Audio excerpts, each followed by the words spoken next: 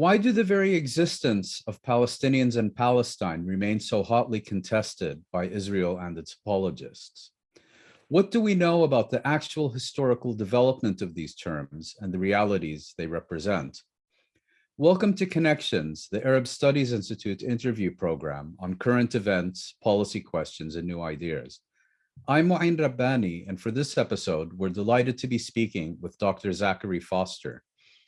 Zachary Foster earned his Ph.D. in Near Eastern Studies at Princeton University. His dissertation is entitled The Invention of Palestine, and he is a director of product at academia.edu.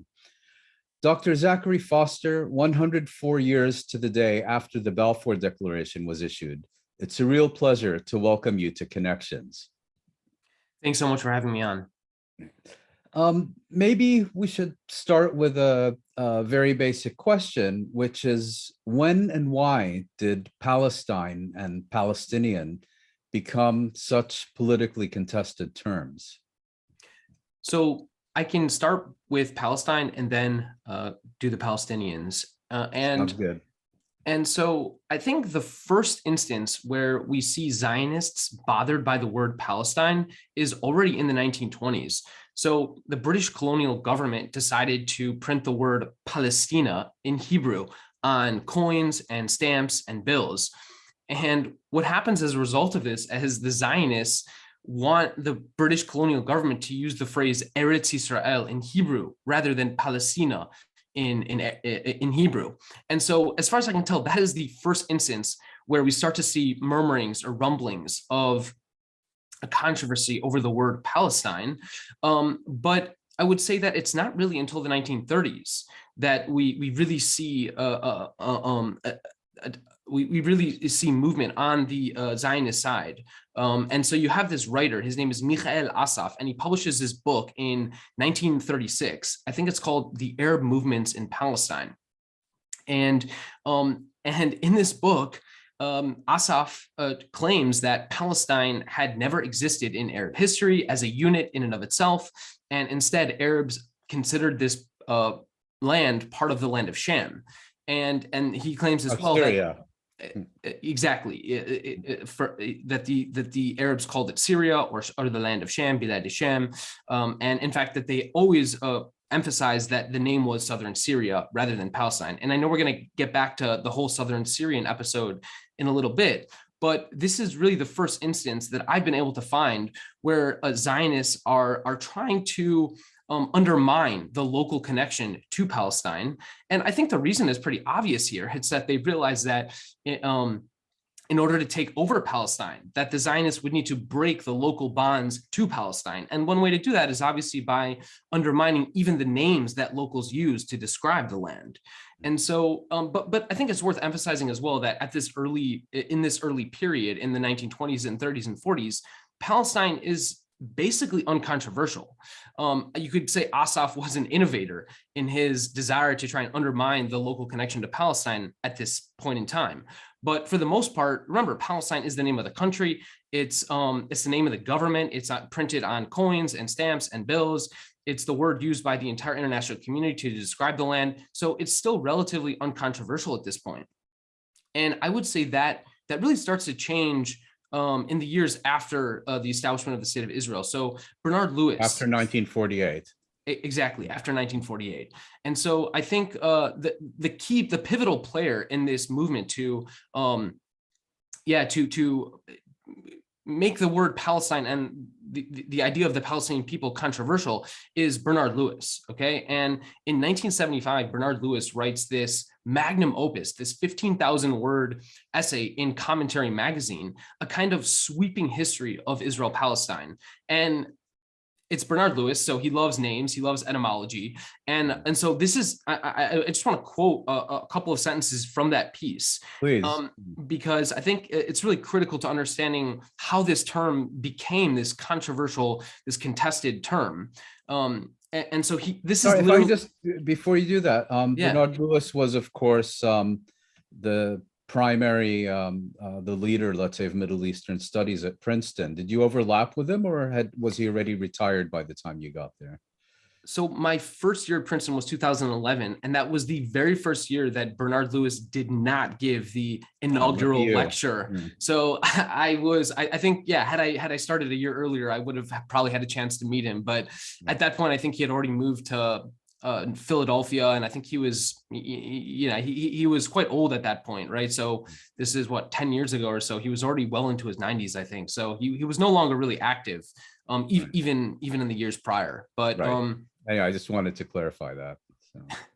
yeah, so this is how Bernard Lewis starts off that that Commentary magazine essay. He writes, "The name Palestine is first attested in the history of Herodotus and appears in the works of later Greek and Latin writers.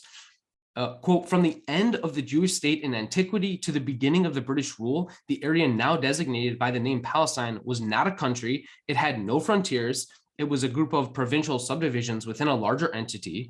And he continues to write that British Palestine was, quote, abhorrent. He uses the word abhorrent to Muslims, for whom there was no such thing as a country called Palestine.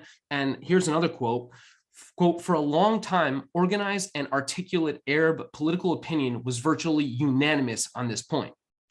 Okay, and unanimous on this point that Arabs and especially Muslims considered Palestine abhorrent, So which is, they called it Eretz Yisrael or what? yeah, exactly. Like I think Bernard Lewis would claim they probably called it Bilad Sham, the land of Sham, or Syria. But obviously what he's saying is just complete nonsense. It's so ridiculous that I don't think I've found even a single Arab Muslim writer who's abhorred by the word Palestine, let alone it being the unanimous and articulate Arab public political position. So in any case, Bernard Lewis repeats this claim over and over again in multiple pieces he wrote over the years from the 70s onward. He has, I think, a piece specifically called like "A History of the Name Palestine," and he talks about this in his memoir. So he's continually reiterating and repeating this. I mean, honestly, just nonsense. And the problem is that because Bernard Lewis has this, because Lewis has such a prominent position in Middle East studies, especially for lay folks, especially for non-experts, people who don't really know much about the Middle East, especially Jews, revere him. I mean, his ideas are considered almost literally God's divine revelation, and I've experienced this personally with, honestly, hate messages coming into my inbox probably a couple times a month over the past few months from people telling me Bernard Lewis is this genius. Who are you to be criticizing him or undermining his arguments? And so because of his status in the field, especially among, again, non-experts and neocons. And neocons, and his ideas have been picked up and repeated, not just by, let's call it, the lay folks, non-experts, but also by mainstream politicians. The mainstream Republican establishment, Newt Gingrich, Ted Cruz, Mike Huckabee, the late Sheldon Adelson, all of these guys have repeated and regurgitated this propaganda. And so it's really, I think, become almost like mainstream knowledge that Palestine didn't exist and there was no such thing as a Palestinian. So that's Palestine. Now maybe I can just say a brief word or two about Palestine, about the history and origins of how the Palestinian people became controversial. So before 1914, the Arabic term Philistini and Philistiniyin, the plural, so Palestinian and Palestinians, these were used uncontroversially by Christian and Muslim Arabic speakers in Palestine. I recently put out a paper with Emmanuel Veshka where we found something like 120 references to that term, Philistini or Philistiniyin, Palestinian or Palestinians in Arabic. So roughly 120 of these references we found before 1914. Can I just interrupt to ask you, did Arab Jews in Palestine use that term as well?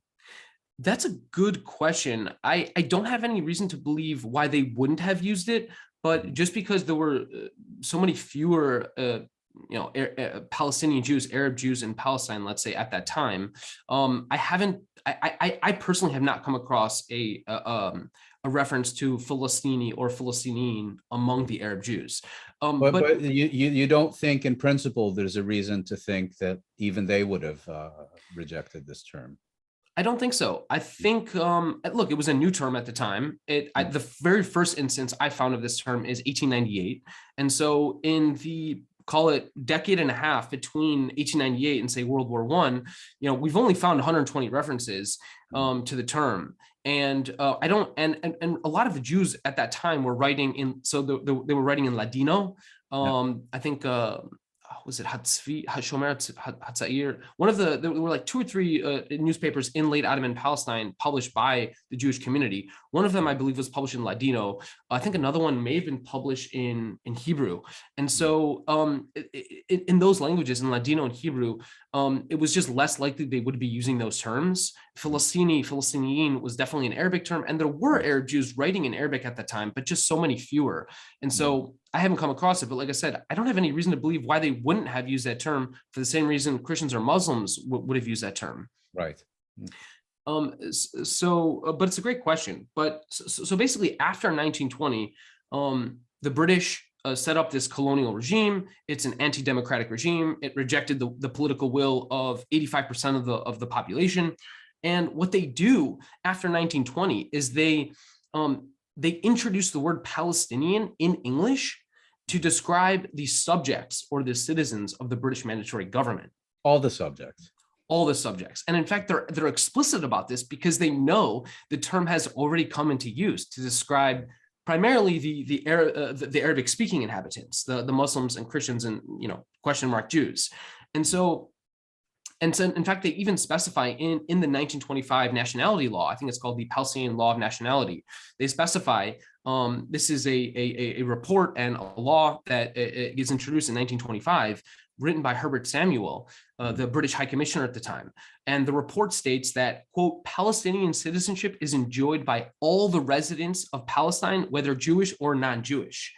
And so the British create this new term that of course bothers some Palestinians, and we have evidence that it bothers them because, for example, in 1929, a Palestinian writer, Bishara Mansour, he publishes a book in which he writes, and I'm quoting here, it's an Arabic book, but the English translation is, the Palestinian people consisted of 2 races, the Christians and the Muslims. Quote, the Palestinian Arabs are no doubt made of 2 races, not 3. Okay, and that's a direct quote. And you have other Palestinian writers. You have a guy, Gregorius al-Hajjar, and you have a Rashid Ibrahim who write similar things. And so already in, say, the 1920s and 1930s, it's pretty clear that Palestinians are, at least some of them, are bothered that their own national identity, their own, say, ethno-national appellation was hijacked, was essentially hijacked by the British. And not only was it hijacked, but then it was used to entrench Jewish legal supremacy through the laws of the British colonial regime. And this, of course, was at a time of growing European Jewish immigration into Palestine. It was within that context. Exactly right. The British colonial regime, its explicit purpose, the reason why it exists is to facilitate Jewish immigration and land purchases. And so, and obviously Palestinian nationality, the citizenship you get for being a subject of the British mandatory government, you're subjecting yourself to the laws and the ordinances of the British mandatory regime, whose purpose is to fulfill the Balfour Declaration and facilitate Jewish immigration to Palestine. And so you get this, and so that is really I think the origins of the controversy over this term. And so then when in the 1960s and 70s and 80s, you get the famous Golda Meir quote, there's no such thing as a Palestinian. And really, and she even claims like we were the Palestinians, right, not the Palestinians, right? It was the Jews who were Palestinians. And so, and that idea just gets carried through all the way to the present. You have not just Golda Meir, not just Bernard Lewis, but really all the people we mentioned before, the Daniel Pipes and the Mike Huckabees and the Ted Cruzes and the Newt Gingriches. All of these people repeat this claim, this obviously absurd claim that the Jews were the original Palestinians. So Palestinians don't exist, but somehow the Jewish immigrants are Palestinians. Exactly. Before asking my next question, I just want to apologize to you and our viewers. There seems to be a technical glitch and my picture keeps flashing, so apologies for that. But What are the origins or rather, how have the meanings of Palestine and Palestinian evolved in the recent past? Were these static or were they more dynamic concepts? So maybe I could start by saying just a bit about the call it pre-modern or say pre-mid-19th century meanings or conceptions of those terms. Well, that was And going to that, be my next question. So please do. I mean, I wanted also to get a sense from you, because this is something you also address in quite a bit of detail in your doctoral dissertation. How it evolved historically. yeah, so before, call it the mid-19th century, Mhm. you've got maybe 4 or 5 different ways that the term Palestine is being used. And so the first is, I would call it really the classic Muslim definition of Palestine that you see repeated in the works of many Muslim geographers and historians over the years. And so Over the this centuries. over the centuries, yeah. This definition dates to, at the very earliest, you could say Yaqubi is using this definition. He's, I think, 9th century.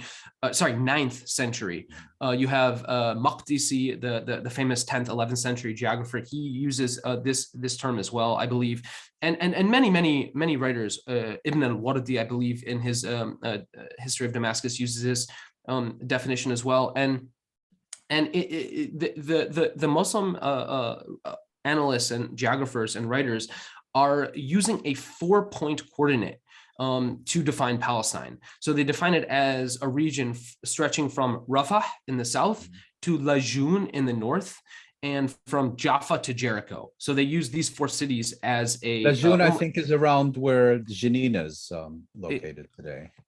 Exactly right. And so that's the first, and I would say the most common definition we find in Arabic sources over the past, call it 1400 years prior to the 19th century. Mhm. The second definition is a definition I've written about extensively. I published a paper on this topic specifically. It's really that the word Palestine is synonymous with the city of Ramleh. And Right. it's hard to find this. You really have to dig through sources to find people using these 2 terms interchangeably, but it is a minority view. And it is worth pointing out that, in fact, some people over the years probably thought that that the word Palestine meant and referred to the city of Ramleh. Right. A third definition was a definition I found used by a couple of modern, early modern, so 17th, let's call it 17th, 18th century European writers that use the word Palestine to refer to the coastal plains rather than the mountainous interior. So if you look at Palestine's geography, or the physical geography, I mean, you've got really, the mountainous interior, so Jerusalem, Nablus, Hebron, that area, according to these early modern Europeans, was not part of Palestine. And instead, Palestine was limited to just the coastal plains. So That's maybe informed more by their understanding of the Bible and classical antiquity. That's exactly right. So they have this image of the Bible as the canonical source for understanding geographical lexicons. And so they had this image of, the biblical peoples, the Plishtim, the Philistines, they inhabit the coastal plains. And so they think Palestine is the coastal plains. Right. Exactly right. You have other people who think Palestine and the Holy Land are synonymous.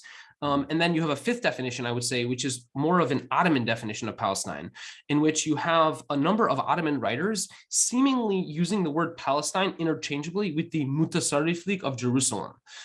Because remember, in the 1870s, the Ottomans carved out an independent district of Jerusalem. And it was directly administered from the Ottoman capital in Istanbul, rather than as part of a regional administration. Exactly right. And so it reports directly to Istanbul. And it's pretty clear that some people seem to use those 2 terms, the Mutasarrif of Jerusalem as well as Palestine. They use those 2 terms interchangeably. Right. But of course, all of this becomes somewhat irrelevant in after World War I, when the British occupy Palestine. And after the British mandate for Palestine is sort of the country, the government now in charge of Palestine, I would say that all these earlier conceptions of Palestine become obliterated. And instead, what you have is this almost this canonical version of Palestine. And everyone seems to really see it as the canonical version of Palestine. In fact, today, people even call it historic Palestine. Right. I'm not really sure why the 26-year period between 1922 and 1948 is historic, whereas the 26-year period after it and before it are irrelevant. But that's just, for whatever reason, how things have turned out. Right. And then I would just make one last note, which is like today, people, I think, and so really the post 1948 period, you have a couple of developments. I would say that the first development is that in Arabic, I think this is anecdotal. I would love to hear your thoughts on this as well. But I think anecdotally, the term Philistine means the same Philistine for most Arabic speakers today as it did in 1945 or 1935 or 1925. I think that's when in Arabic, yeah. And so I think that the Philistine of the British Mandate is the same Philistine that most people have in mind when they say the word Palestine today. There is, of course, another usage of Palestine, which is that some people, I think, use the term Palestine to refer to the occupied Palestinian territories, the OPT in UN speak, or international organization speak. It's very much a post-Oslo development. Exactly right. So post-Oslo, you get this additional usage of the term Palestine, referring to the Green Line, the inside the Green Line territories, or say outside the Green Line territories, the occupied territories. And so that's like a new iteration of Palestine, I would say. Right.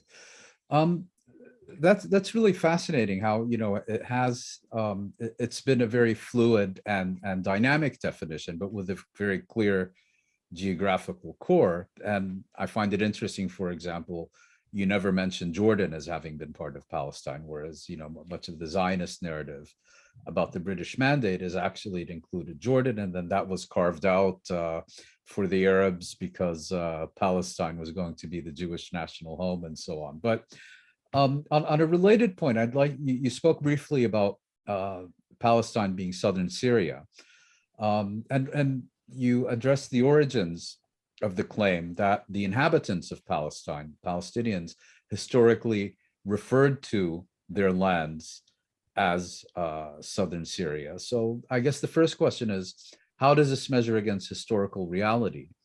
And the second is why you consider that controversy politically significant. So before 1918, the phrase southern Syria in Arabic, Suriya al-Janubiyya, this phrase does not appear in Arabic sources. Okay, it is very, very hard to find that phrase in newspapers and books and magazines or documents before 1918. In 1918, everything changes. And I do think it's worth dwelling on this brief period for a moment, the 1918 to 1920 period, because it's going to help us put into context how this southern Syria affair came about and why we're talking about it right now. Right. And why pundits love talking about the southern Syrian episode. And so remember, it's World War I. The Ottomans tragically joined the German war effort, and that puts them against the British. That pits them against the British during the war. And remember, the British had already occupied Egypt in the 1880s.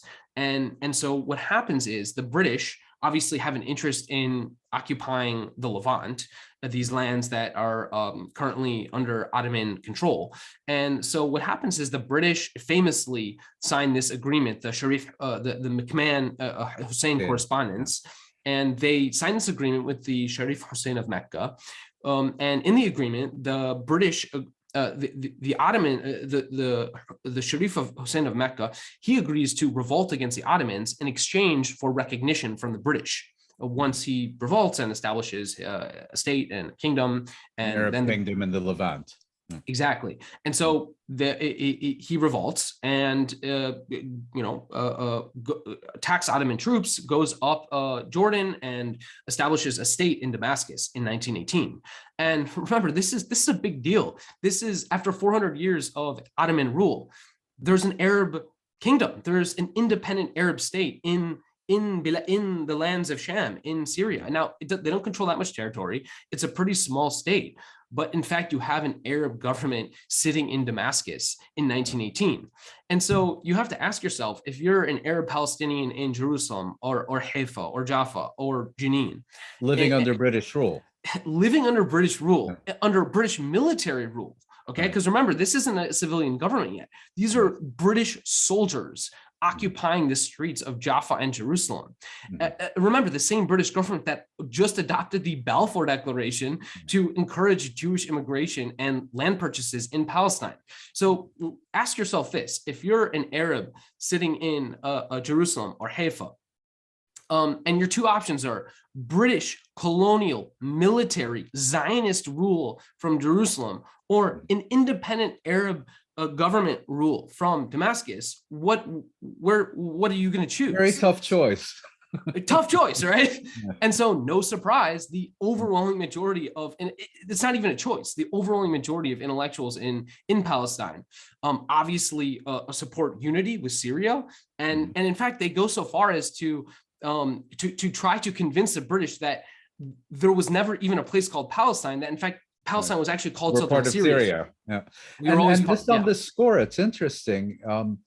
If I'm quoting correctly, the conclusions of the King Crane Commission that was sent by President Wilson to the region after World War I to look at what the aspirations of the local population is, found that among Palestinians, opposition to Zionism was exceeded only by a desire for unity with Syria.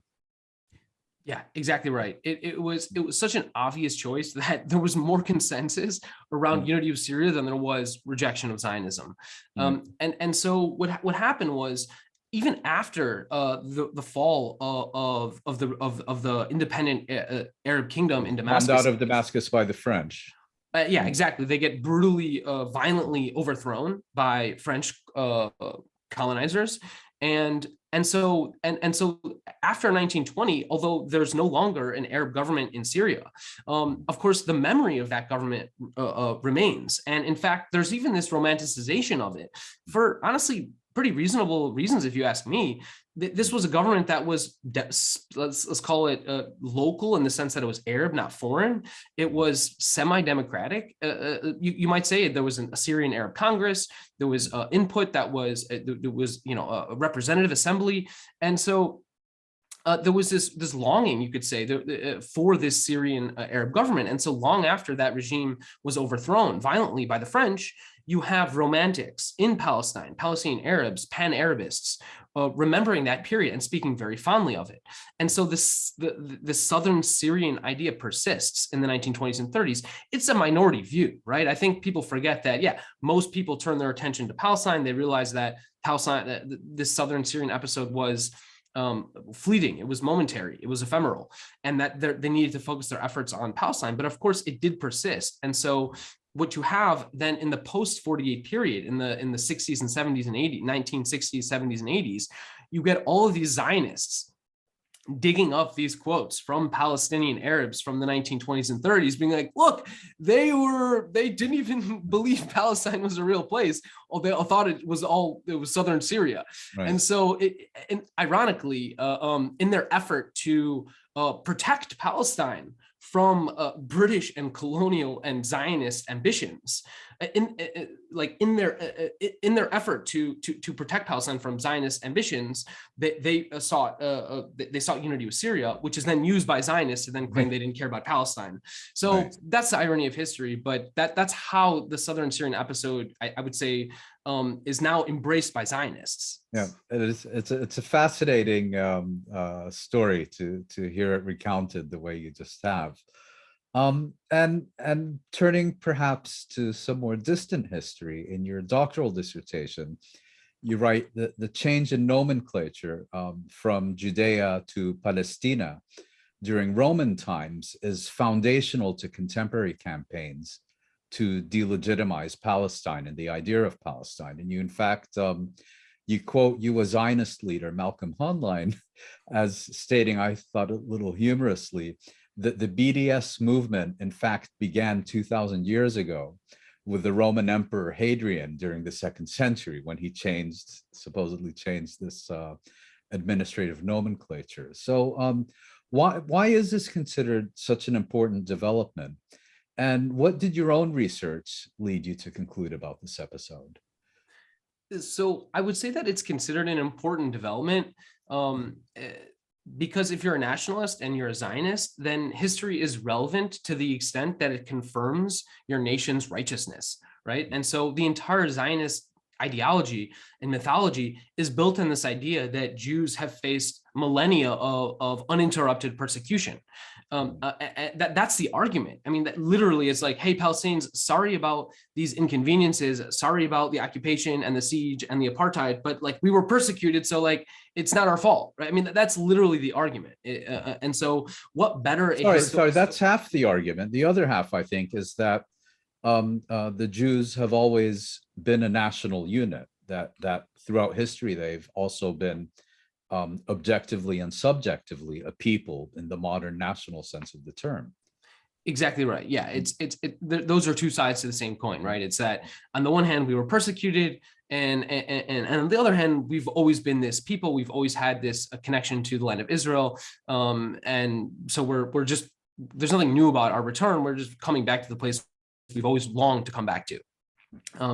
And so, what better a historical episode to highlight if you're a Zionist than to highlight and to embrace and also publish academic history papers about than this moment where Jews were ostensibly exiled from the land. Not only were they exiled from the land, but their name was ostensibly erased from the historical record. And not only was it erased, but then it was ostensibly replaced with the word Palestine. So it's this one historical moment where you kind of bundling together all of these little shards of history that when taken together, paint this really perfect story for the Zionist narrative. Mm-hmm. And almost too good to be true. And so it just struck me as something that I felt like I had read a lot of mythology about, but never really read the history itself. And so I will confess, by the way, I am not a Roman historian. I do not read Latin or Greek. But it doesn't take long to discover that this story is really built on very shaky foundations. Okay, so the story being that the Romans not only changed the name of this territory from Judea to Palestina, but that they did so with the specific purpose of eradicating the Israelite connection to the land. Exactly. So maybe I can narrate from the point of view of the Zionist mythologists. Maybe I can first narrate how they would tell that story and then highlight some of the problems with it. And so it's 130 CE. The Romans, they banned circumcision. Jews circumcised their newborns. They Hellenize Jerusalem, and they levy a tax on Jews. And so a Roman rule is repressive, and which inspires rebellion. And so you get this guy Bar Kokhba, who's revered by Jews and celebrated. And so he revolts against the Romans, and he takes control of Judea, although not Jerusalem, in 132. And he annihilates Roman troops stationed in Judea. And basically he rules Judea for about 2 years. And this was quite upsetting to Hadrian, who's the emperor of the Roman, who's Roman emperor. And Hadrian absolutely crushes the revolt with gruesome cruelty. Some of the anecdotes you read in the sources is that he was brutal and cruel, and he crushes the revolt in 135. Mm-hmm. And so after 135, you start to see inscriptions, Roman inscriptions, refer to that territory as Syria Palestina, which translates to Palestinian Syria. So instead of calling it Judea, it's called Palestinian Syria. So I think the first point I would make to the propagandists is that even the way the story is narrated, that Palestine replaces Judea, is actually false. It was Palestinian Syria as a term. It replaces Judea. So that's just getting the facts straight, okay? And then there's the question of like, okay, well, the argument that the Zionists are making is they're identifying Hadrian's motives. They're ascribing intention and reason behind why Hadrian did what he did. So the first point is like, first of all, we don't even have any direct evidence that Hadrian like explicitly changed the name, right? What we have is that inscriptions start to refer to the place as Palestinian Syria rather than Judea. But the question is like, why do they do that? Was it Hadrian who changed the name, or did people just start calling it that? And that's how the name changed? We don't even know that. It's just speculation. So that's the first point, that we don't even know for a fact that Hadrian changed the name. We're speculating. The second point is like, okay, why? So let's concede the point that Hadrian changed the name. Okay, why did Hadrian change the name? Well, Hadrian also had an interest and a love for Greek culture. And he changed, by the way, lots of other cities. He changed lots of other names in the empire from their name to their earlier Greek names, because he had this fondness for Greek culture. So that was the case with Antigonia, which he changed to Mantinia. That was the case with Jerusalem, which he changed to Ilia Capitolina. So there were lots of names that were changed by Hadrian. And so there's potentially other motives as well. I mean, outside this territory as well. Exactly, other parts of the Roman Empire. Right. And so that's one possibility. I think there's also another possibility, which is that I sort of hinted to this already, but that there simply was no official renaming at all, that there wasn't a clean break, that instead one name fell out of use because the Judean state was no longer, and that a new name, Palestinian Syria, it came to prominence. And there's actually reason to believe that that is what happened, because not only do we not have any direct evidence that Hadrian explicitly erased his name, but we also see that both of those names, Judea and Palestine, or Palestinian Syria, they both appear in sources before 135 CE and after 135 CE. So there's reason to believe, just looking at the evidence, the documentary evidence and the inscriptions, that that both of these names persisted before and after the ostensible name change. So you're making the case for kind of dynamic evolution versus administrative fiat. Exactly right. And again, we're all speculating here. None of us know exactly what happened, and we never will know what happened because we just don't have that much direct evidence attesting to one thing or the other. But what we can say for certain is that this idea that Hadrian vengefully, in spite of the Jews, erased Judea from history, replacing it with Palestine, that is mere speculation, and it's used and exploited today by Zionists to paint this story and this narrative that Zionists have faced uninterrupted millennia of persecution. But you did find also evidence that Judea continued to be used in official documents, official Roman documents after it was supposedly banned from use? That's a good question. I think the evidence, according to the secondary literature, the evidence is that the Judea, you start to really only see, or I don't know if it's only or primarily, but you start to see Judea appear on inscriptions from after 135 CE. I would need to dig deeper to really have a more comprehensive look at, like, are there still inscriptions that refer to the place as Judea after 135 CE? We would need to double click on that. The evidence that I'm pointing to that suggests Judea is still in use is not from the inscriptions, but it's from the history books. Which are a good indication in and of themselves, I think. Exactly.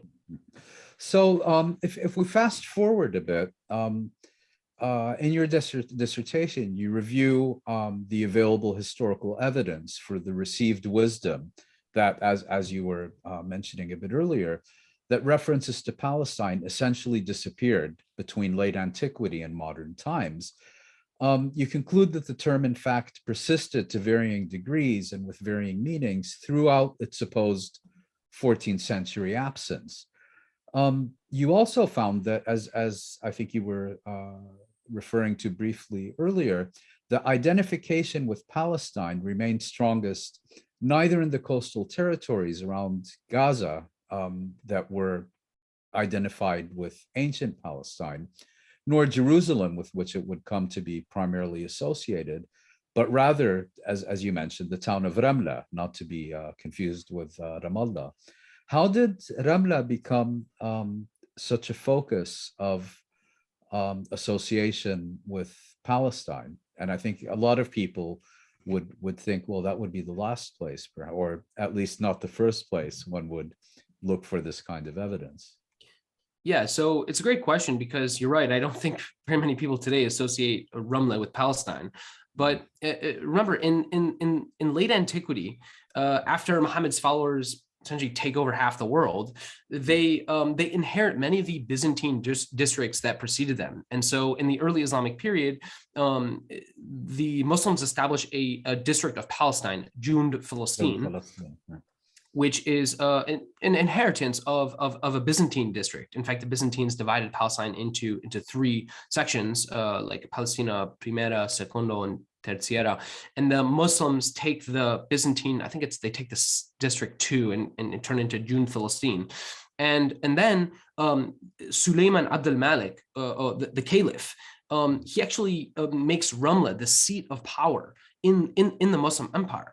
During the Umayyad period, so like early 8th century, late 7th, early 8th century. And so Ramla, and then even after they shift, I think they move the capital, I can't remember, it's back to Damascus or to Baghdad, but even after the Ramla is no longer the capital of the empire, it remains the capital of the district of Palestine, Jund Palestine. And so for a period of about 400 years, Ramla serves as not only the political capital of Jund Palestine, but it's also, incidentally, the geographic center of Jund Palestine. It sits on the main road connecting Damascus to Cairo. And so it becomes a center of trade. And so it's an economic hub as well. And if you read the works of Al-Maqdisi, for example, in the 11th century, you get this sense that Ramla is this vibrant economic center. It's really the economic, not only the political capital, but in the geographical center, but also the economic hub of Palestine. And so, and that's the case for 400 years. This is not like a blip of time. This is like a long period of time. And so what happens after the 11th century, I think in 1068, there's this massive earthquake that just completely destroys the city, kills thousands of people. Ramla is left in total shambles. And then a couple decades later, you have the Crusaders, the First Crusade. And so at that point, Ramla it falls into a bit of disarray and is engulfed in these Crusader wars, but it manages to recover afterwards. And so even during the period, let's say, call it the Middle Ages, and even into the early modern period, Ramla retains its, let's say, not to the same extent that it had before, but it retains a certain amount of economic importance in the region. And so I think that's at least the story I would tell when trying to make sense of the data and the anecdotes that I found from, say, the 12th century all the way up to the 19th century. Because you have, I read about this at some length in my dissertation and a paper I published on this specific topic, but you have just an inordinate number of people either from Ramla or from areas around Ramla, like Gaza and Jerusalem. But really Ramla is the center. You have a number of people who are using the word Palestine from Ramla in their day-to-day speech, in just like not in a kind of a collated or copied story that they grabbed from, say a hadith a commentary from 8 centuries earlier. They're clearly just using the word Palestine to describe colloquially to describe their place of residence. You see it on a tombstone from Ramla, a 16th century tombstone. You see it in the works of El-Khair al-Din al-Ramli, who uses the term, as well as his son, Najm al-Din, who also uses the term. You see it in the works of Yusuf Jahshan, an 18th century priest. So it's pretty clear, and it's pretty clear that Palestine is the term used to describe the land of Palestine. And we could debate the borders. It's not obvious in some cases. But it was used more consistently in Ramla than in any of the other cities that you examined during this period. There's certainly it would certainly be a strange coincidence to see so many writers talking about Palestine and using the term Palestine just to describe their place of residence. It would certainly be a strange coincidence to have so many people from a single place talking about Palestine. Now, that's like one category of people using the term Palestine, talking about Palestine. There's a second category of people, I would call them scholars. You could call them, let's just use the word scholars. But basically, because the Muslim tradition for the first 400 years includes June Philistine as part of the Muslim empire and its district, and it has political importance. What happens as a result of that is all of these hadith commentators, all of these historians, all of these writers of marriage literature, the Fada'il literature, all of these biographers of the Prophet, because they're writing in this period when Palestine is an administrative district, they're using the term Palestine.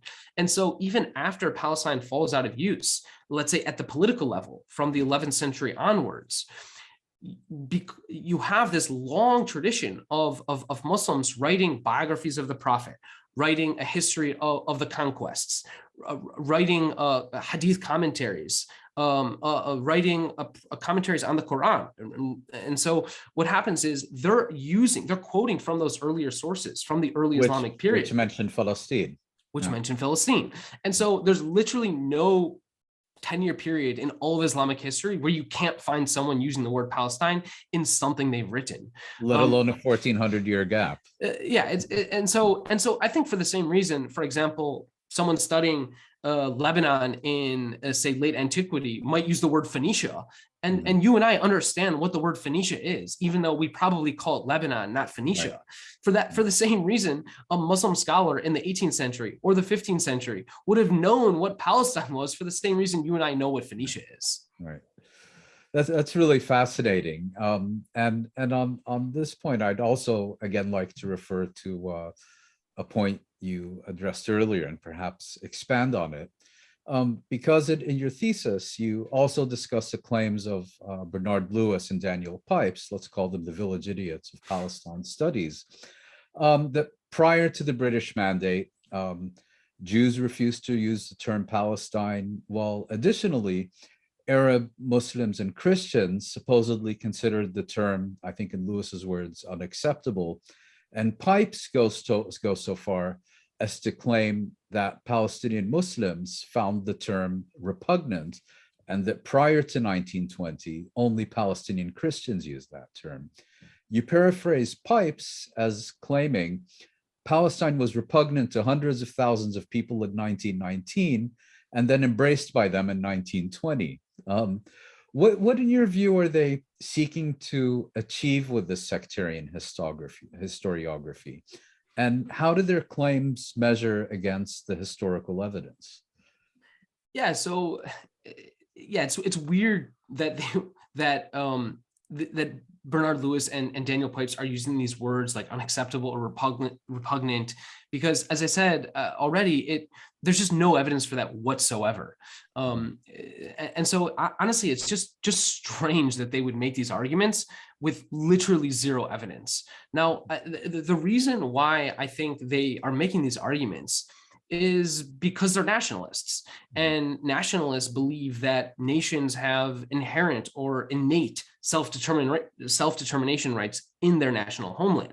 And so they believe that they're strengthening their nationalist claim to this land by claiming there was no Palestine. And all the more so if they can somehow claim that the Arabs were hostile to the idea of Palestine, that they're somehow bolstering Jewish claims to Israel, right? Of course, I mean, there are a lot of problems with this. I mean, the first problem is that giving Jews special political rights in Israel-Palestine has nothing to do with what Arabs thought about what the Arab geographical lexicon was. I mean, the problem is that it's bigoted to give one ethno-national religious group more political rights than another group.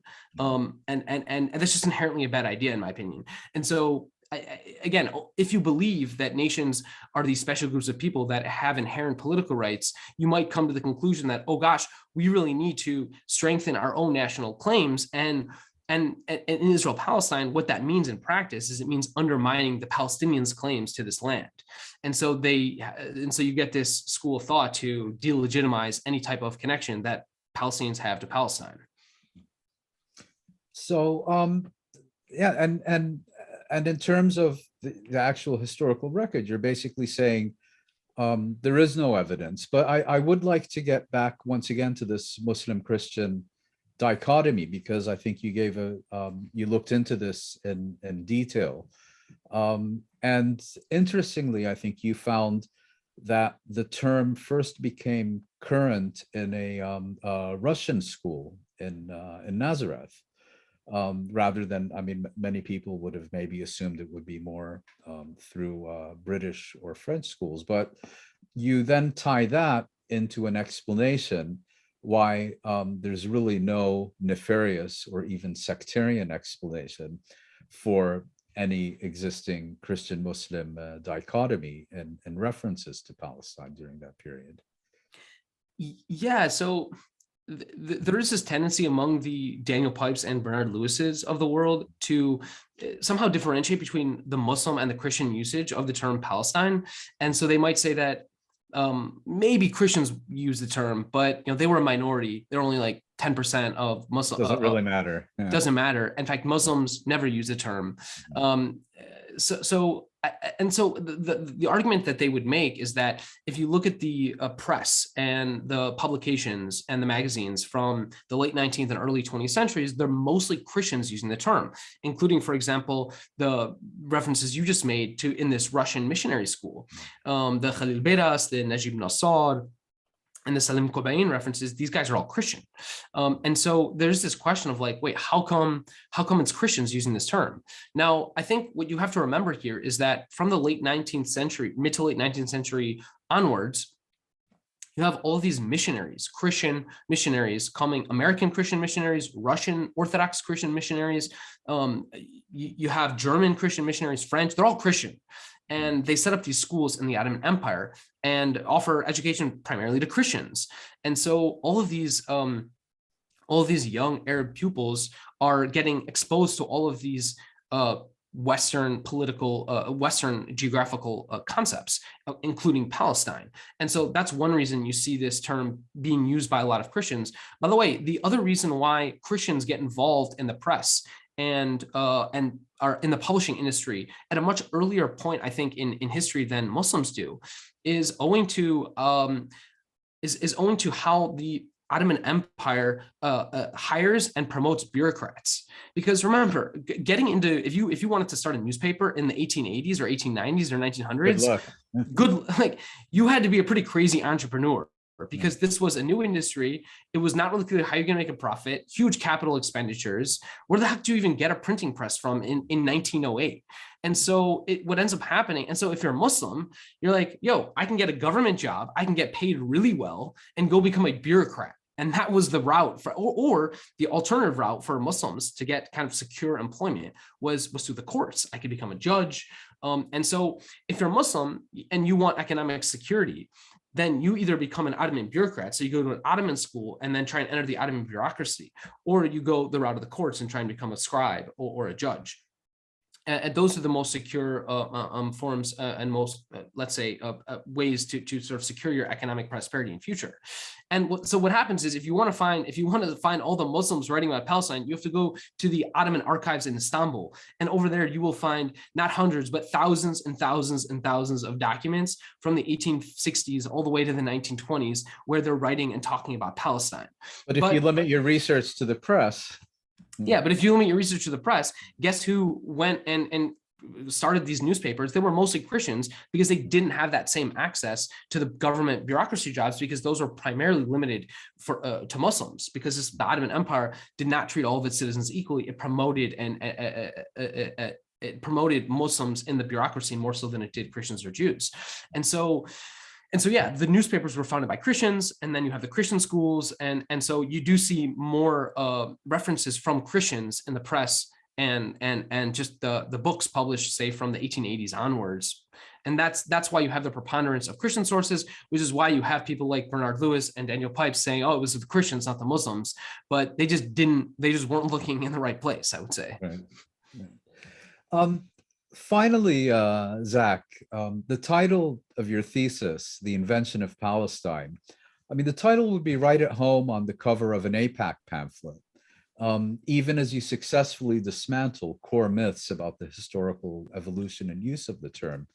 So on the one hand, you seem to be saying that all place names are by definition invented terms, and Palestine is in this respect no different from any other. At the same time, you make the argument that place names are invented precisely to give human meaning to geographical space. So what are the broader conclusions that your study of this particular place raises? Yeah, so first of all, I really appreciate this question because I got a little bit of pushback from some folks. So why are you calling it the invention of Palestine? Like, what do you mean it's invented? Like, that sounds like Zionist propaganda to me. And by the way, the reason I chose that was because I wanted Zionists to read my dissertation. Okay, if you're already sympathetic to the Palestinians, I'm just not as interested in reaching you. And so, by the way, that was intentional. And I do realize that it is probably controversial to say this, but at the same time, I mean, let's be honest with ourselves here. All places, all geographical places, Palestine, Germany, Israel, France, these are all invented concepts, okay? We just made them up. If you look at the soil on one side of the Jordan River, it's the exact same soil as the soil on the other side of the Jordan River. Palestine is just an idea that human beings made up and have given meaning to over the years. And so to your question, like, why is it that we give meaning to this geographical space? I guess I would say that what I've observed in looking at the case of Palestine is that I don't think that big geographical spaces play a very important role in most people's lives for most of history. And I think that's owing to our biological limitations. I have two eyes. Even if I stand up on a really tall mountain, I can't really see all of Palestine. I could probably see the city of Damascus or the city of Jerusalem or my village. I can, of course, see and touch and feel my family and my extended network, my patronage network. I have a much stronger connection to people who I have, say, a religious connection to because I'm doing all these religious things. I'm going to mosque, I'm praying. So I think these things like religion, call it clan or tribe or patronage network, call it family, call it village and city and town. All of these things are just much more important to most people for most of history. And I think really that starts to change depending on the place. I think it starts to change when, first of all, with the introduction of maps. I think maps are so critical here because a map allows you to visualize what your eyes are incapable of visualizing. You can see this massive place. Well, look, it's Palestine. There it is. I can see it. There it is. It's on a piece of paper. It's in a map. It's hanging up on my school wall. Apparently, you have quite the collection. Yeah, I can show you some maps maybe after we stop recording. But I love maps. Obviously, I collect them. I buy them. I travel to Istanbul for the sole purpose of buying up old maps, old Ottoman maps. I just absolutely love maps. And I think for the same reason that I love maps, I think a lot of people, when they see the map, when they can now visualize their identity on paper. And so that plays a critical role. And so I really think if you just plot it out, identities based around big geographical spaces, that let's suppose that was the x-axis and the y-axis was the printing and proliferation and distribution and spreading of maps and atlases in human history, that graph would just look like a line up and to the right. The more maps there are in circulation, the more people are seeing them, the more likely it is people are going to be identifying with these big places. That's one I think very important trend. A second trend is not just maps, but think of the longer tail of geography books and history books that give Palestine, that endow Palestine with meaning and purpose and give it a sense of continuity and coherence. Now there's books called The History of Palestine, The Geography of Palestine. This makes Palestine feel real. It makes it feel coherent.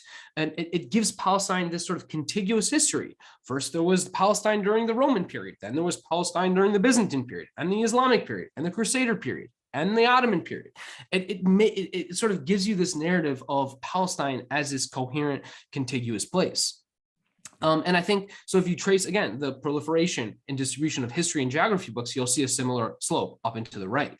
And I think then what happens and then the third, and let's say the final point I would emphasize here is that states themselves play such a critical role in creating identities based around those states, right? And so you have, of course, already in the late 18th and 19th century, you have lots of people talking about Palestine and Palestine as a state.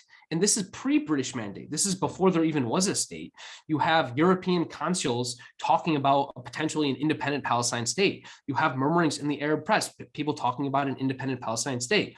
You have Ihsan Turjuman in his diary in 1915 asks, is Palestine after the war going to be taken over by British and turned into a British state? Or maybe it gets connected to Egypt? But basically, what happens over the course, I think, of the last few decades prior to the collapse of the Ottoman Empire is more and more people are talking about Palestine as a state, a potentially independent state. And that leads to more and more discussions of Palestine. And so once a geographical term starts to gain traction, as maps proliferate, as geography and history books proliferate, what you get as a result is institutions, organizations, stores, companies, scouting troops start to use the term Palestine in their lexicon. In 1910, you get the Palestine Educational Bookshop. Already in 1911, you have— still around. Which is still around. Yeah, exactly right. I think it's Salahuddin Street, right? So, and so you have tons of these institutions now using the term. And then, of course, by 1920, by the time the British declared Palestine a state, you might already say it's fait accompli, that history has been sealed at this point. And it's almost hard to imagine us using a different term today, right? The term has become so ingrained into our consciousness. The term Palestine probably appears in print and appears on screen and appears in email letters, in newsletters, and appears on Twitter and Facebook and LinkedIn and every single other social network, probably millions of times a day. It would almost be unimaginable for us to stop using that term and call it something else. And so at this point, it's hard to imagine a world without Palestine. But I think it is important to remember that it took the maps and the atlases and the history books and geography books and the institutionalization of Palestine over the course of many, many decades for us to get to where we are today.